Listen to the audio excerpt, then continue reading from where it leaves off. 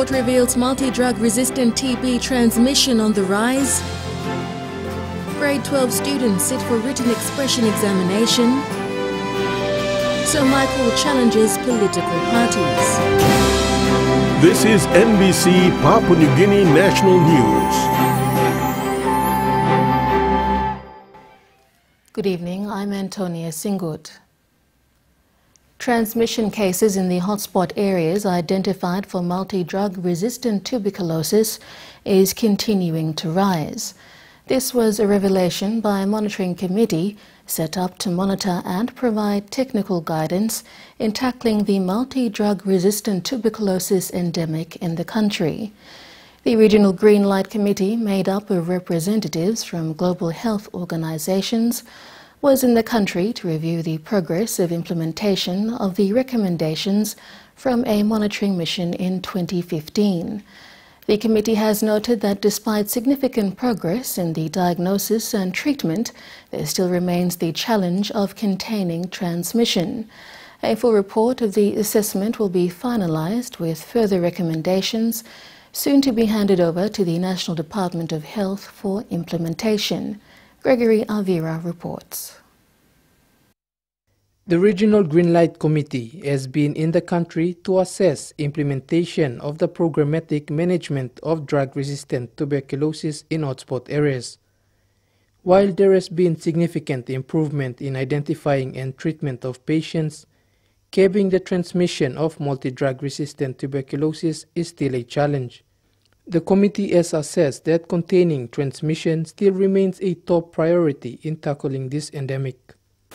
You may simplify it by saying, if we don't do our job properly and we don't address the problem as it is at the moment, not very long from now, there will be TB in every family.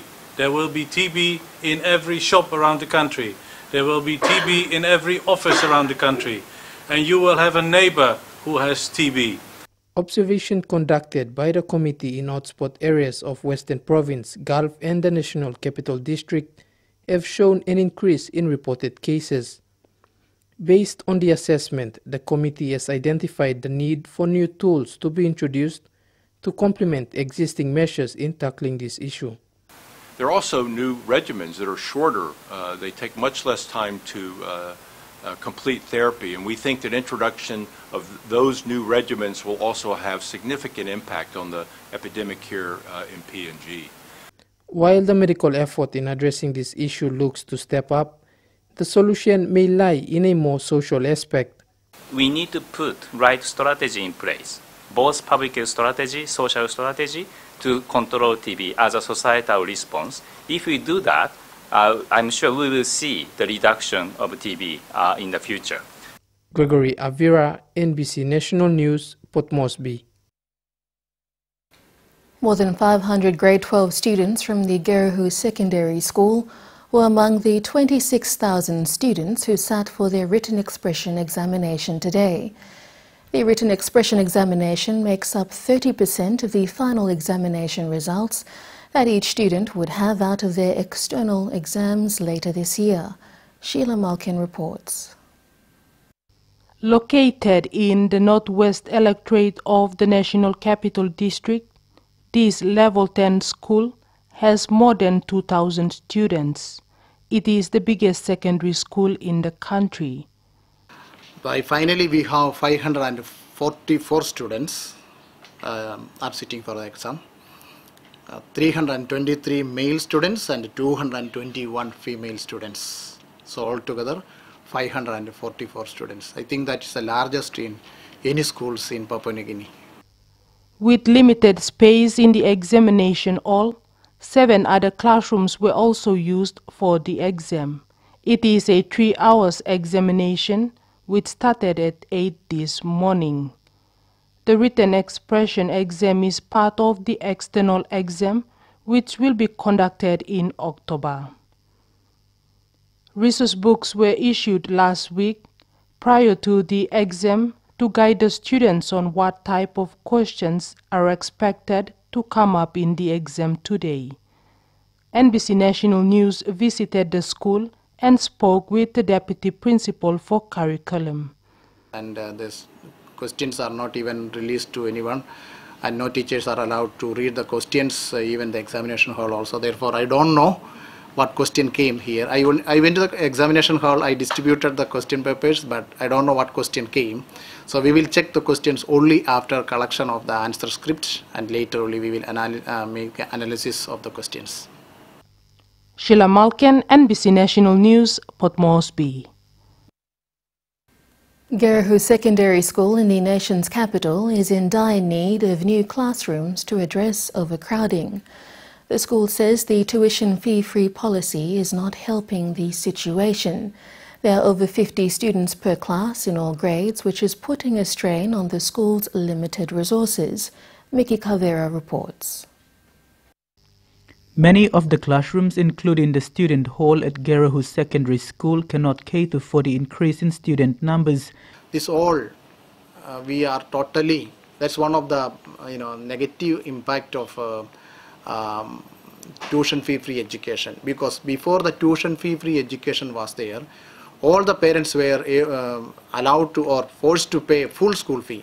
Just to calculate, we have 2,200 plus students. Every parent, if they pay 1,200, the budget will be around 2.2 million. That's the total budget of our school. It's supposed to be if the parents were paying. But when the government pays, we are getting only 40% of 900 kina, not even 1,000 kinas, 40%. Deputy Principal Curriculum Francis Saju says the tuition-free fee government policy, although beneficial, is partly to be blamed. Teacher-to-student ratio is 1 teacher to 50 students. This contributes to increased workload, teacher absenteeism and poor academic performance.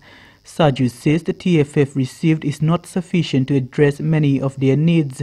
Tuition fee-free education is not so flexible. Moreover, our money what we get from the government, it is coming into the quarterly basis, and we are not even getting the full amount what we are supposed to get because of the financial problem, cash flow problem, and parents are not even allowed to give the project fee also. So we are really tight with our financial, so our budget is very tight. But in keeping with the government policy, the school has no choice but to increase its intake every year. All the stakeholders, even the bank, I just want to give call to all the bank, because our tuition fee free is deposited in the bank. The bank, no bank is coming forward to build any classrooms. BSP can give a lot of money for building a classroom because our money is in the BSP. If just imagine if you deposit millions of kina in the account, how much interest you will get? That interest is not even coming to school. His appeal is for all stakeholders to support the school in educating the students. Mickey Cavera, NBC National News, Port Moresby. A private company has joined the bandwagon to address health issues in its mining-impacted areas and selected sites. Oil Search Foundation has made an unprecedented commitment towards improving real development outcomes in Papua New Guinea. This was after the foundation relaunched its focus and received a grant to address tough social issues in the country. Kevin Dayonga reports. After receiving 185 million kina grant, the Oil Search Foundation is ready to carry out its work. Main areas the foundation will be targeting is in the health, leadership and education, with women's protection and empowerment programs for the next 5 years. Among the areas within the health sector, the foundation is supporting the government's malaria elimination program, assisting health facilities with quality diagnosis, treatment and ongoing surveillance to achieve a 99% reduction in malaria in areas they support. In many of our operating areas, the prevalence of malaria has now reached pre-elimination areas. People live longer as a result of that work. The Foundation has helped prevent HIV through education and testing and improving access to treatment. The Foundation's support has enabled our partners to address the country's enormous tuberculosis challenge, with efforts focused specifically in Kakori and Gulf Province, which has been identified as one of the 3 TB hotspots in PNG. Managing Director Peter Botten said when donors don't work in parallel with PNG government and its people, there is so much damage done. To see real impact in PNG, we must address the issues that are holding Papua New Guinea back from its own development goals. With lack of doctors and medical professionals, one critical challenge in addressing this constraint is the lack of consistent quality education. The free education policy helps to address this, but students graduating from high school sometimes do not have the skills to perform in tertiary education. The foundation is working to enhance and support district health providers to improve supervision of rural facilities. Adding to that, they will increase coverage of immunization, maternal health care, HIV prevention and treatment, as well as assist with capacity building for health professionals, among others. Kevin Dayoga, NBC National News, Port Moresby. Overseas, more than 1 million people have marched in Turkey's biggest city in Istanbul to protest against last month's attempted coup. It's the biggest demonstration since President Recep Tayyip Erdogan survived the military-backed plot to remove him from power. Nearly 300 people died in the event surrounding the July 15th plot, which triggered a government crackdown.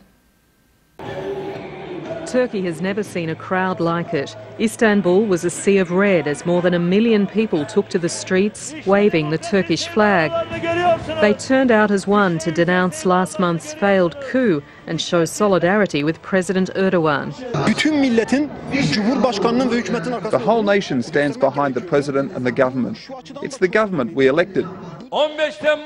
Similar protests have been staged every night since the coup attempt, but nothing like this. The President himself called his supporters onto the streets as a show of strength in the face of continuing criticism of his crackdown against those who plotted the coup. If they had succeeded, we know this soil where we built a nation over 1,000 years would have been served to some other powers on a silver platter. Even Turkey's opposition supported his call. July 15 opened a new door of compromise. There is a new Turkey after July 15.